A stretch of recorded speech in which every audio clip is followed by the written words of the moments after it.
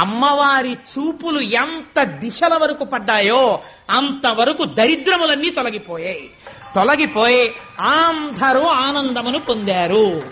లక్ష్మీదేవి జన్మించింది ఆనాడు పాలసముద్రం దగ్గర ఉత్సవం జరిగినట్టు జరుగుతోంది. నేను ఇక్కడ నమ్మి ఒక మాట చెప్తున్నాను, ఇవాళ ఈ ఘట్టాన్ని ఎవరు విన్నారో వాళ్ళకి కొన్ని కోట్ల జన్మలు తరమవలసిన దరిద్రం నశించిపోయింది. ఇది పరమ యథార్థం. అందుకని ఆ తల్లి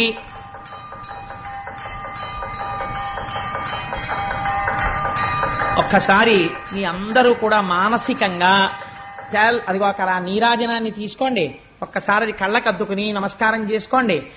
స్వామి త్రిమూర్త్యాత్మకమై దత్తాత్రేయుడై ఉన్నాడు. చక్కటి జేగంటలు మోగే ఈ దేవాలయంలోను అటువంటి పరమ పవిత్రమైనటువంటి లక్ష్మీదేవి యొక్క ఆవిర్భావము జరిగింది. ఇంకా దేవేంద్రుడికి